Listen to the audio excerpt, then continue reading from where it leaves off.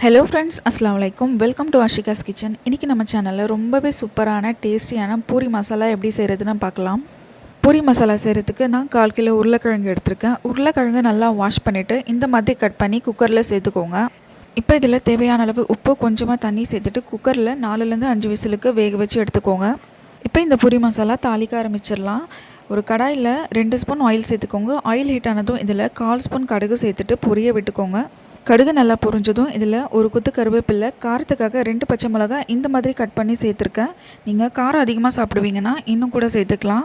இப்போ ஸ்டவ்வை லோ ஃப்ளேமில் வச்சுட்டு லேசாக ஒரு வாட்டி மிக்ஸ் பண்ணி விட்டுக்கோங்க. இப்போ இதில் 1 ஸ்பூன் கடலைப்பருப்பு, 1 ஸ்பூன் உளுந்தம்பருப்பு சேர்த்துக்கலாம். இப்போ இதை லேசாக ஒரு வாட்டி வறுத்து விட்டுக்கோங்க. இந்த ஸ்டேஜில் ஸ்டவ் லோ ஃப்ளேமில் தான் இருக்கணும். மீடியம் ஃப்ளேம்லேயோ ஹை ஃப்ளேம்லேயோ வச்சு வறுத்திங்கன்னா பருப்பு கருகிடும்.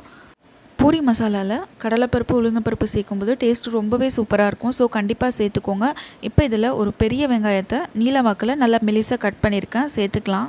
இதே நீங்கள் மீடியம் சைஸ் வெங்காயம் சேர்க்குறதா இருந்தால் 2லேருந்து 3 வெங்காயம் சேர்த்துக்கோங்க, கரெக்டாக இருக்கும். நம்ம பூரி மசாலாவுக்கு எந்த அளவுக்கு வெங்காயம் சேர்க்குறோமோ அந்த அளவுக்கு டேஸ்ட் ரொம்பவே சூப்பராக இருக்கும்.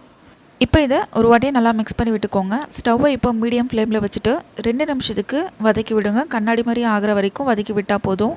வெங்காயம் இந்த அளவுக்கு நல்லா வதங்கி வந்துடுச்சு. இப்போ இதில் தக்காளி சேர்த்துக்கலாம். ஒரு குட்டி தக்காளி சேர்த்துக்கோங்க, இல்லைன்னா ஒரு மீடியம் சைஸ் தக்காளியில் பாதி தக்காளி சேர்த்துக்கோங்க. தக்காளி சேர்த்ததுக்கப்புறமா 1 நிமிஷத்துக்கு நல்லா வதக்கி விட்டால் போதும்.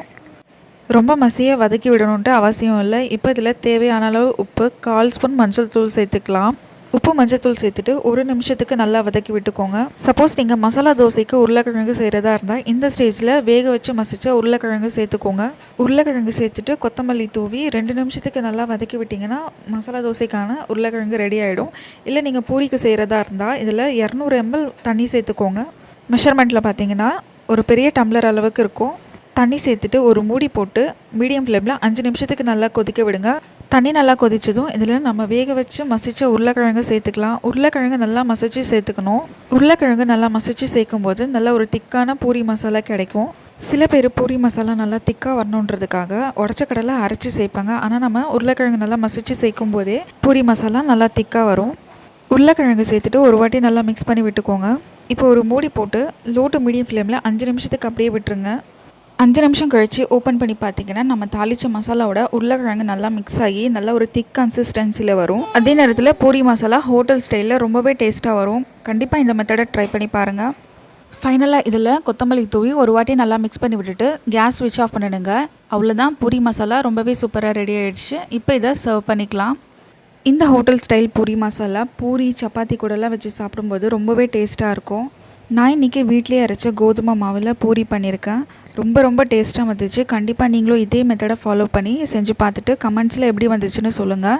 இந்த மெத்தடில் பூரி மசாலா செஞ்சு பார்த்தீங்கன்னா சேம் டு சேம் ஹோட்டல் ஸ்டைலே தான் இருக்கும். ஸோ வீட்லேயே ரொம்ப ஹெல்த்தியாக டேஸ்டியாக செஞ்சு கொடுத்தீங்கன்னா குழந்தைங்கலேருந்து பெரியவங்க வரைக்கும் எல்லாருமே விரும்பி சாப்பிடுவாங்க. செஞ்சு பார்த்துட்டு கமெண்ட்ஸில் எப்படி வந்துச்சுன்னு சொல்லுங்கள். அது மட்டும் இல்லாமல் உங்கள் ஃப்ரெண்ட்ஸ் அண்ட் ஃபேமிலிக்கும் ஷேர் பண்ணுங்கள். நிறைய பேர் நம்ம ஆஷிகாஸ் கிச்சன் சேனலை சப்ஸ்கிரைப் பண்ணாமல் பார்த்துட்ருக்காங்க. ஸோ ப்ளீஸ் சப்ஸ்கிரைப் பண்ணிவிட்டு பாருங்கள்.